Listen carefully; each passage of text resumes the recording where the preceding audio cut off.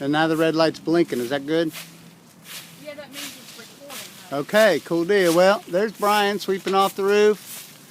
We got the close-up of the worst part of the roof damage right there at the edge of the gutter. It's kind of crunched in a little bit.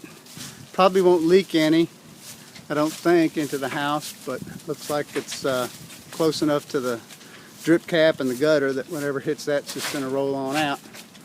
So we're looking good. Roof looks good. That's the worst of it right there. All right.